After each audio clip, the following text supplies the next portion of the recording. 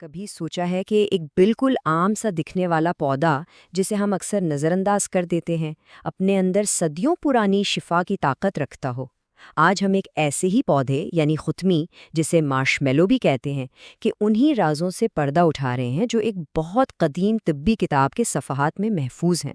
تو اصل سوال یہ نہیں کہ یہ پودا کیا ہے، بلکہ یہ ہے کہ قدیم اطباء اس میں کیا دیکھتے تھے۔ ان کی نظر میں یہ صرف ایک جڑی بوٹی نہیں تھی، بلکہ فطرت کا ایک پیغام تھا۔ آئیے مل کر اس پیغام کو سمجھنے کی کوشش کرتے ہیں۔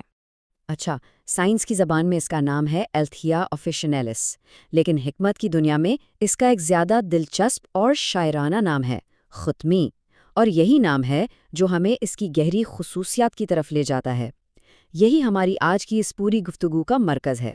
تو خطمی کے طبی کمالات کو سمجھنے سے بھی پہلے ضروری ہے کہ ہم اس سے ذرا جان پہچان کر لیں۔ آخر یہ پودا دکھتا کیسا ہے اور اس کی اصل پہچان کیا ہے؟ یہاں کچھ بنیادی مگر دلچسپ تفصیلات ہیں۔ اس کا تعلق ہے خبازی خاندان سے، جس میں کئی اور جانے پہچانے پودے بھی شامل ہیں، اور خاص طور پر اس کے بیج یعنی تخم سب سے زیادہ قیمتی سمجھے جاتے ہیں۔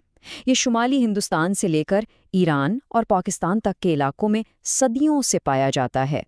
قدیم متن میں اس کی جو تصویر کشی کی گئی ہے وہ تو کمال کی ہے۔ ذرا تصور کریں ایک پودا جو بھنڈی جیسا ہو، جس کے پتے خبازی جیسے ہوں اور اس پر لگنے والے پھول خوشبودار اور رنگین ہوں۔ یہ صرف سائنسی تفصیلات نہیں بلکہ ایک شاعرانہ بیان ہے جو ہمیں اس پودے کو محسوس کرنے میں مدد دیتا ہے۔ تو ٹھیک ہے، اب ہم یہ تو جان گئے کہ خطمی کیسا دکھتا ہے۔ اب وقت ہے اس کی روح کو سمجھنے کا۔ طب یونانی میں ہر چیز کی ایک شخصیت ہوتی ہے جسے کہتے ہیں مزاج، اور یہی مزاج اس کی طبی طاقت کا اصل راز ہے۔ یہ مزاج کا تصور بالکل ویسا ہی ہے جیسے ہم اپنی روزمرہ کی زبان میں کہتے ہیں نا کہ کچھ غذائیں گرم ہوتی ہیں اور کچھ ٹھنڈی، تو اس کا مطلب درجہ حرارت نہیں ہوتا بلکہ جسم پر ان کے اثر کی بات ہوتی ہے۔ خطمی کا مزاج ہے سرد و تر۔ سادہ لفظوں میں یہ جسم کی گرمی اور خشکی کو کم کرتا ہے، جیسا کہ سوزش یا جلن کی حالت میں ہوتا ہے۔ تو اگر خطمی کا مزاج سرد و تر ہے تو اس کا عملی مطلب کیا ہوا؟ یہ جسم میں جا کر آخر کرتا کیا ہے؟ آئیے اب اس کے افعال یعنی اس کے کاموں کی فہرست پر ایک نظر ڈالتے ہیں۔ اور یہی ہمیں طب یونانی کی خوبصورتی نظر آتی ہے۔ ہر فعل کا ایک منطقی استعمال ہے، جیسے اس کا منفس بلغم ہونا اسے کھانسی اور زکام کے لیے مفید بناتا ہے، اسی طرح اس کا مدر بول یعنی پیشاب آور ہونا اسے پیشاب کی نالی کی سوزش میں کارآمد بناتا ہے۔ سب کچھ ایک دوسرے سے جڑا ہوا ہے۔ اس کے اتنے سارے فائدوں کے باوجود قدیم متن ایک خاص فائدے پر سب سے زیادہ زور دیتا ہے، اور وہ ہے بلغم کو پکا کر نرم کرنا اور اسے جسم سے باہر نکالنا۔ یہ اس کی سب سے بڑی اور خاص طاقت سمجھی جاتی تھی۔ اب جب ہم اس کی طاقت کو جان چکے ہیں تو سب سے اہم سوال یہ ہے کہ اسے استعمال کیسے کیا جائے، کیونکہ قدیم حکمت صرف یہ نہیں بتاتی کہ کیا استعمال کرنا ہے، بلکہ یہ بھی بتاتی ہے کہ کیسے اور کتنا۔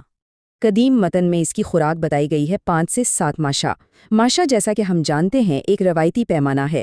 یہ بات ہمیں یاد دلاتی ہے کہ یہ علم ایک مختلف وقت اور جگہ سے آیا ہے، جہاں چیزوں کو ماپنے کا اپنا ایک الگ نظام تھا۔ اور یہ روایتی طب کا ایک بہت ہی خوبصورت اور ذہین تصور ہے۔ دیکھیں، ہر چیز کے ممکنہ مضر اثر یعنی مضر کا ذکر کیا جاتا تھا، اور ساتھ ہی اس کی اصلاح کرنے والی چیز یعنی مصلح کا بھی بتایا جاتا تھا۔ جیسے خطمی معدے کو کچھ کمزور کر سکتی ہے، لیکن شہد کا استعمال اس اثر کو ختم کر دیتا ہے۔ یہ صرف بیماری کا علاج نہیں بلکہ صحت کو توازن میں رکھنے کا ایک مکمل فلسفہ ہے۔ خطمی کی کہانی صرف ایک پودے کی کہانی نہیں ہے، یہ اس وسیع تر ورثے کا ایک حصہ ہے جو نسل در نسل ہم تک پہنچا ہے۔ آئیے دیکھتے ہیں کہ یہ قدیم متن سے نکل کر آج کی دواؤں تک کا سفر کیسے طے کرتا ہے۔ دیکھیے، یہ صرف اکیلا استعمال نہیں ہوتا۔ یہ شربت اعجاز، شربت صدر اور لوکوئے سپستان جیسے مشہور مرکبات کا ایک اہم جز ہے جو آج بھی استعمال ہوتے ہیں، اور یہ اس بات کا زندہ ثبوت ہے کہ خطمی کی حکمت صرف کتابوں تک محدود نہیں رہی۔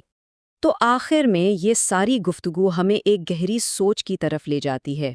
ہمارے آس پاس موجود ان عام سے پودوں میں نہ جانے کتنے ہی راز چھپے ہیں۔ شاید اصل حکمت ہمیشہ جدید لیبارٹریوں میں ہی نہ ملے، بلکہ ان قدیم کتابوں کے صفحات میں بھی مل سکتی ہے جو ہمیں فطرت کو ایک بالکل نئی نظر سے دیکھنا سکھاتی ہیں۔ اس بارے میں ضرور سوچنا چاہیے۔